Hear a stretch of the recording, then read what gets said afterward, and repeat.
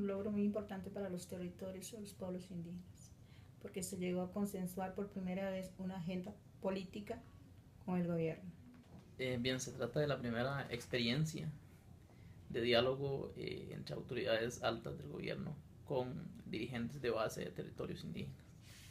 Significa entonces una gran oportunidad en donde se elimina la labor de la intermediación y se sientan a una mesa directamente pueblos indígenas y autoridades del gobierno. Representa un antes y un después.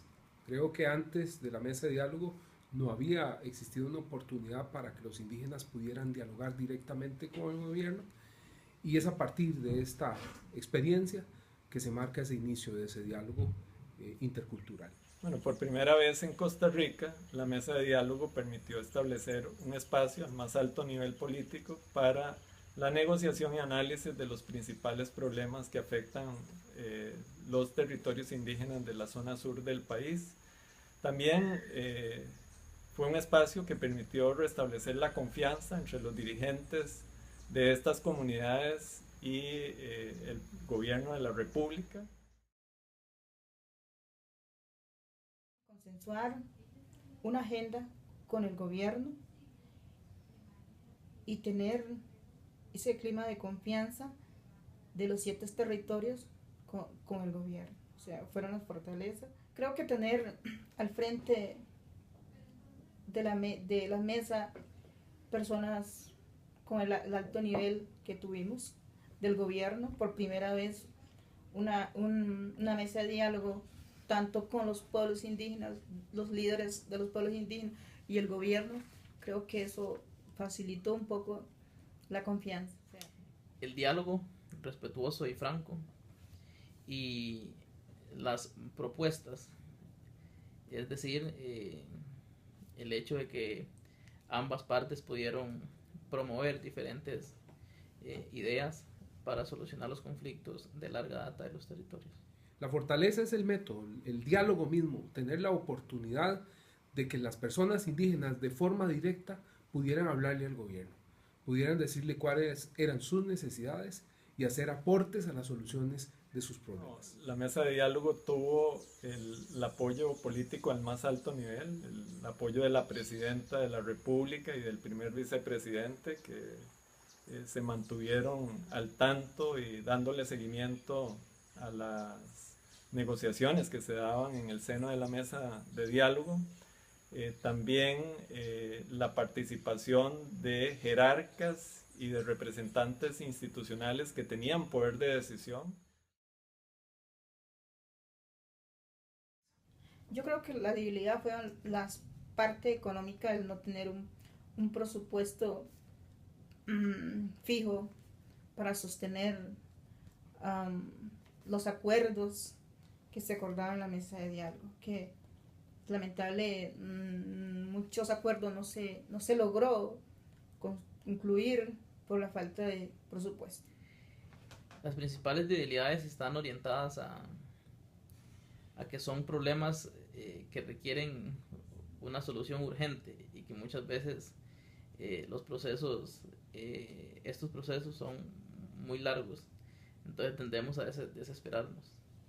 Me parece que hay una desesperación por parte de la dirigencia indígena, pero también no hay una institucionalidad que permita resolver los problemas rápidamente. Las debilidades muchas veces estuvieron en el cómo implementar las diversas acciones, los diversos acuerdos, el poder materializar esos acuerdos. Pero creo que estas debilidades pueden compensarse un poco con el gran trabajo de planificación que se realizó. Básicamente 3 cosas. La primera es que se empezó tarde, ya en el tercer año de gobierno, lo cual no permitió cubrir toda la agenda que se había planteado al inicio de la mesa de diálogo. La otra cosa fue que no participaron autoridades del Poder Legislativo y del Poder Judicial, y hay problemas que afectan a las comunidades indígenas que involucran a estos poderes de la República, no solo al Poder Ejecutivo. Y por último, faltaron tal vez algunas sesiones de trabajo en las propias comunidades indígenas. Lograr es como un decreto o un reglamento, que la agenda que propusimos en la mesa quede como una agenda política, ¿verdad? Que se incluya en esa agenda política del gobierno. Creo que ¿qué es lo que hace falta? Lo que hace falta es como más voluntad del gobierno, aceptar que lo que estamos negociando en la mesa son cosas importantes para los territorios. Entonces creo que voluntad del gobierno y ser más accesible a las propuestas que les hacemos. Bueno, institucionalizar este espacio a nivel nacional, por supuesto. Concretizar a través de políticas viables y rápidas las demandas que los indígenas proponen en este espacio. El reto principal de este gobierno es el de poder mantener ese instrumento, ese mecanismo, para que las personas indígenas puedan seguir dialogando y obteniendo respuestas a los problemas que tienen sus territorios. Primero que todo, consolidar y ampliar la mesa de diálogo para incorporar a otros pueblos indígenas en el proceso. Segundo, continuar con el análisis y discusión de la ley de autonomía de los pueblos indígenas. Crear un fondo económico que permita la recuperación, ampliación y desarrollo de los territorios indígenas. Bueno, a mí como persona y como parte del líder de un pueblo, la enseñanza más importante que nos deja es que nosotros tenemos la capacidad de sentarnos en una mesa de diálogo y consensuar agenda importante, y sobre todo con la visión y la cosmovisión de nuestros pueblos. O sea, con una mesa de diálogo a la altura que se dio por primera vez en Costa Rica, que el gobierno nos atendió, creo que esa enseñanza es que sí podemos lograr las cosas cuando nos los proponemos y nos unimos como pueblo. Bueno, es un gran aprendizaje para mi persona como dirigente joven, además, dirigente de base.